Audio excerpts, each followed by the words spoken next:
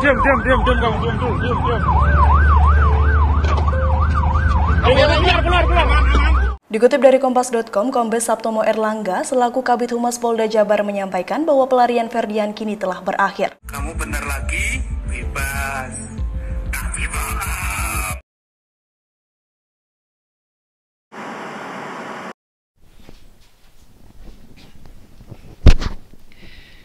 Yo, assalamualaikum warahmatullahi wabarakatuh. Ketemu lagi kita di Acong Channel.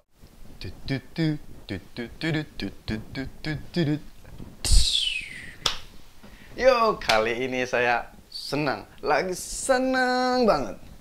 Kenapa senang? Bukan karena saya lagi gajian, bukan karena saya lagi dapat undian, tapi karena saya lagi dapat kabar berita yang kemarin sempat bikin saya kesel. Bukan cuma saya, banyak YouTuber lain, bahkan orang lain, bahkan korbannya apalagi kesel, marah, apalagi lihat kelakuannya. Siapa lagi kalau bukan Ferdian Paleka. Sudah tahu videonya? Bagi yang belum tahu videonya, simak video saya sebelumnya, lihat kelakuan bejatnya. Dan bukan cuman itu, si Ferdian Paleka juga dia sebagai seorang YouTuber ya, dia suka mengunggah video-video yang wow, kayak kurang layak ditonton gitu, kayak kurang ada etikanya gitu, ya. Jadi gimana ya, kesel, gedeg aja gitu bawaannya gitu. Tapi tadi siang gitu, pas saya lagi buka-buka berita, ternyata ada berita baik. Apa itu? Ferdian Paleka ketangkep. Sebenarnya sih bagi saya itu berita buruk, berita kurang baik. Oh iya teman-teman, sebelumnya kita simak dulu videonya. Oke, ini dia videonya. Sempat viral dengan aksi pranknya membagikan sembako untuk para waria, Ferdian Paleka akhirnya ditangkap oleh polisi pada hari Jumat tanggal 8 Mei 2020. Sang YouTuber diketahui ditangkap oleh pihak Polda Jabar di Tol Jakarta Merak pada pukul 01.00 waktu Indonesia Barat. Dikutip dari Kompas.com, Kombes Saptomo Erlangga selaku Kabid Humas Polda Jabar menyampaikan bahwa pelarian Ferdian kini telah berakhir. Diketahui Ferdian ditangkap setelah melarikan diri sejak videonya viral di media sosial pada hari Senin tanggal 4 Mei 2020. Dalam video yang viral itu, tampak Ferdian dan kawan-kawannya membagikan sembako berisi sampah dan juga batu kepada waria yang mereka temui di jalan. Mereka beralasan ingin memberikan teguran kepada waria yang masih berada di jalanan saat bulan Ramadan. Ya, para korban yang tak terima pun lantas melaporkan Ferdian ke gitu. Pihak kepolisian. Ferdian dilaporkan atas dugaan pencemaran nama baik dan terancam UU ITE. Diam kamu, diam. Iya.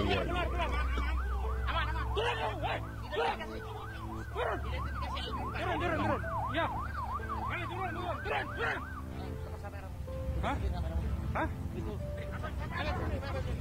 Diam dulu. Mau kapan kayak ini? Apa kamu? Diam dulu. Diam dulu. Udah mancing.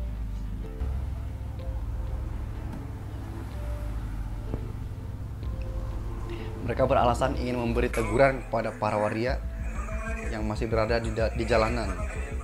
Bla tadi. Kamu bener lagi, bebas. Tapi maaf. Gitu ya. Gantian lo kerjain ya. Aku minta maaf tapi bohong. Sekarang lu bakal bebas tapi bohong. Gantian lo. Lah, malah jongkok dari situ. Aduh, gua enak ini. Ntar dulu, stop dulu, gua enak ngeliatnya. Parah nih. Ada lagi nih berita-berita yang lainnya itu dibilang apa ya, dugaan orang tua membantu pelariannya gitu, dan lain-lain, reaksi para editor dan lain-lain gitu. Waduh, gimana ini orang ini pengen nyari sensasi kok kalah kayak gini, malah tampangnya imut. imut. Dan mau tahu siapa yang nangkap dia? Siapa Pak polisi ganteng yang nangkap dia? Ini dia fotonya. Keren kan? Iya. Jadi jangan lihat Ferdiannya, lihat Pak polisinya. Cuman bagi saya ada kekurangannya. Kenapa dia keburu ketangkap sekarang? Kenapa enggak nanti aja gitu? Baru sebentar amat lari dia. Ini Tansil aja lari sampai sekarang nggak ketemu gitu. Lari lu setahun 2 tahun baru seru. Dan menurut saya dia kemarin kan dia bikin, saya akan menyerahkan diri kalau follower saya di IG sudah sampai 30k ya, 30k apa 50k gitu. Berarti kalau menurut saya dia mengulur waktu biar biar nanti sambil pencarian jadi orang menyerah gitu kan. Terus dia datang ke rumah korban, mungkin minta maaf atau ngasih duit agar korbannya mau memaafkan gitu, menarik kembali gugatan dan semacamnya gitu.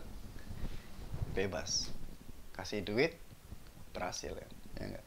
Ya namanya sekarang. Atau dia pakai yang kedua, ulur waktu lama-lama udah tidak jadi masalah, angkat lagi cerita selanjutnya, ceritanya sudah terhapus. Bisa jadi kayak gitu. Pintar tapi kalah cepat. Sayang banget. Berita lo ini bisa buat rame, buat bahan cerita para YouTuber. Bisa banget. Dan buat para teman-teman yang pada belum tahu. Dan jangan sampai terkontaminasi sama otak-otak yang kayak gitu. Sayang banget gitu ya nggak? Aduh, saya juga sampai bingung. Sampai di pranknya tuh dia ngomong dari mana, channelnya siapa gitu, channelnya Atta Halilintar tuh. Lu dimasukin tuh kan situ, lu diam aja lo. Aduh, gimana nih? Young Lex juga jangan diam aja kayak gini. Mau diapain? Kemarin yang saya sempat lihat paling kesel itu saat Om Deddy wawancarai Bang Mael. Kayak ya maklum lah dari Timor, sama-sama saya juga dari Timor gitu, ya enggak? Ketemu saya kayak kita bikin rujak bebek kayaknya. Aduh, lu mah bikin malu suku lu sendiri, ya enggak? Sayang banget. Terus di sini atas kelakuannya si Ferdian Bego ini bisa dipidana di penjara selama 12 tahun dan bla bla blanya gitu ya, walaupun nanti mungkin ada pengampunan dan lain-lain gitu, tapi ya biar lu rasain juga hidup di buih gitu ya kan. Semoga ini bisa jadi pelajaran buat kita semua, terutama buat diri saya, buat teman-teman juga.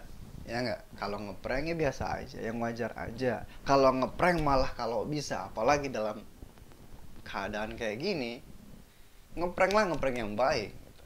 Ya enggak, banyak kok ngeprank yang baik, banyak. Prank ojol misalnya, mereka lagi kesusahan, kurang tarikan lah, kurang orderan lah dan sebagainya kan, buat makan gimana, susah kan. Kita ngeprank ngasih makanan misalnya, ya enggak, dia bisa buat makan keluarga. Lalu ngasih sampah, otak lu sampah kali ya, otak dia sampah nih.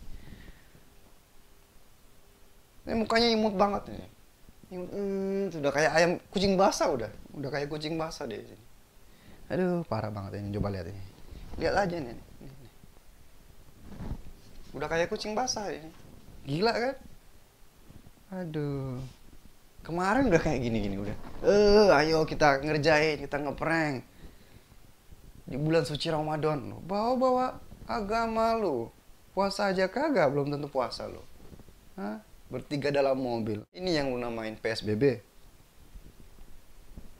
Pak lo. Ini aja semua orang masih pada dongkol aja. Cuman ya alhamdulillah Pak Polisi yang baik udah menangkap dan sekarang lagi diinterogasi, lagi diproses ya. Bagaimana prosesnya nanti kita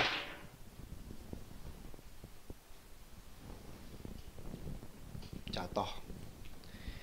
Bagaimana prosesnya nanti kita tinggal tunggu aja. Semoga apa yang dia lakukan, apa yang dia tanam, dan itu pula dia petik. Begitu juga dengan kita semua. Itu bisa jadi buat pelajaran bagi kita semua. Karena apa yang kita lakukan, apa yang kita tanam, bakal tumbuh dan berbuah dan bakal kita petik. Oke guys, tadi itu berita tentang Ferdian Paleka ya, yang kita tenangin diri dulu biar itu diselesaikan oleh hukum, dan bagaimana kelanjutannya kita tinggal tunggu aja, kita serahkan sama pihak yang berwajib. Oke guys, kali ini kita pindah topik dari luar negeri tapi terjadi pada anak negeri kita sendiri, yaitu di Korea. Ada suatu kejadian yang paling kita nggak inginkan, yaitu kejadiannya gini ya. Ada anak Indonesia menjadi ABK di sebuah kapal Cina atau kapal Korea gitu. Terus saat itu dia meninggal saat sedang berlayar. Anak itu meninggal. Kemudian jasadnya itu malah sama orang kapal itu malah dibuang ke laut. Sebelum dibuang ke laut, diadakan semacam penghormatan lah gitu. Terus dalam kapal itu ada 3 anak Indonesia, ada 3 orang Indonesia, dan setelah kapal itu nyandar di pelabuhan Busan ya, pelabuhan mana gitu, Busan kalau nggak salah, itu teman-temannya itu meminta bantuan pada pemerintah setempat untuk dilakukan perlindungan hukum lah, semacam perlindungan hukum. Dan bagaimana cerita selanjutnya? Coba kita simak ini ya. Ya, bulat dia. Oke. Ini dia. Diangkat dari MCC.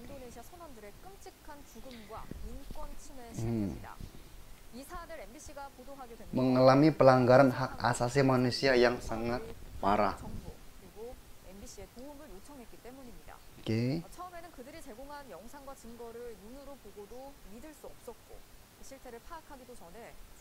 Dibuang ke Samudra Pasifik. Samudra Pasifik, men.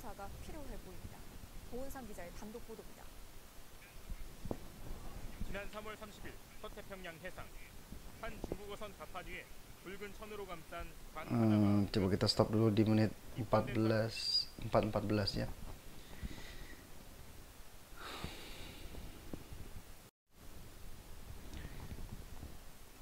Saya mau ngomong apa gitu ya. Jadi mayatnya itu dimasukin ke dalam semacam bungkus mayat, bukan peti mayat tapi bungkus mayat gitu, dimasukin situ terus dibuang ke laut gitu ya. Namanya anak itu namanya Ari, umur 24 tahun. Jadi mereka semacam melakukan upacara kematian gitu ya.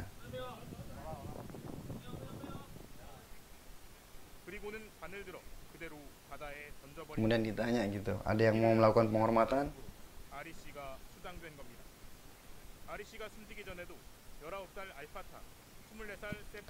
Tantar lu.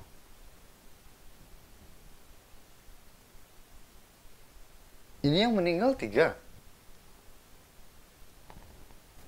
Sebelum meninggalnya Ari, Al-Fatah umur 19 tahun dan Sefri umur 24 tahun telah meninggal terlebih dahulu.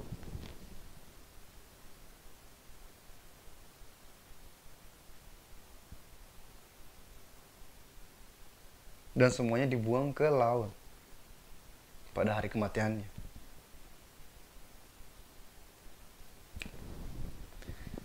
일부 선원의 서약서에는 사망할 경우 화장한 뒤 본국으로 보내주기로 되어 있습니다. Ini ada surat pernyataannya ya. 동료들은 시신이 바다에 버려지리라고는 상상하지 못했습니다. Enggak ibu, dikremasi di tempat terdekat. 동료 선원들은 대위의 환경이 열악했고 노동 착취도 이어졌다면서 Jadi 신진 선원들이 buat teman-teman itu yang berangkat ke luar negeri, hati-hati dengan surat kontrak perjanjian ya. Soalnya kram, terus dia tahu-tahu kakinya bengkak dan dari kaki itu langsung nyerang ke badan. Menderita sakit selama sebulan mereka. 중국 선원 대다수는 육지에서 가져온 생수를 마셨지만 인도네시아 선원들은 바닷물을 정수한 물을 마시며 생활했는데 Sakit apa ini? 물을 마시고 몸 상태가 나빠졌다는 겁니다.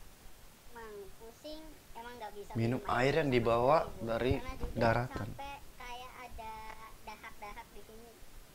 게다가 하루 18시간에 이르는 고된 노동에 시달렸다고 합니다. Waktu kerjanya bu, jadi kayak berdiri itu sekitar 30 jam dan setiap 6 jam kan makan ya. Nah jam makan 18 jam sehari. makan kami hanya untuk duduk. 하지만 이들은 노예 같은 환경 속에서 벗어날 수 없었습니다. 전형적인 착취와 또 바다에 묶어두는 그런 장치들이 있는 거예요. 여건이 앞 Wah, ini mah kerjanya itu over gitu ya. Lembaga Hak Asasi Manusia yang menyelidiki kasus meninggalnya 4 awak di atas kapal melaporkan hal ini kepada kepolisian pantai dan mendesak dilakukan meninggalnya 4 orang awak. Tapi orang Indonesia 3 artinya 1 orang itu mungkin orang Koreanya sendiri atau orang Cina sendiri ya. Oke guys, tadi itu berita dari luar ya, dari Korea tentang ada warga negara Indonesia yang menjadi ABK alias anak buah kapal di salah satu kapal Cina atau kapal Korea. Kemudian mereka itu menderita sakit dan akhirnya sampai meninggal dan jasadnya malah dibuang ke laut. Padahal dalam surat perjanjian itu tertulis bahwa jasad mereka itu akan dikremasi dan abunya itu akan dibawa pulang ke tanah air. Dan satu lagi tambahan, di dalam surat perjanjian itu tertulis bahwa ada asuransi kematian dan jika dirupiahkan jumlahnya itu sekitar 150 juta rupiah.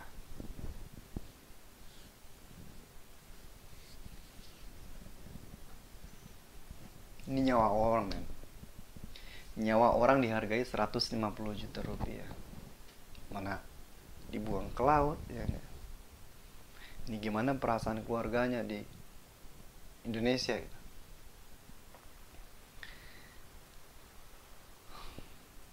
Ya.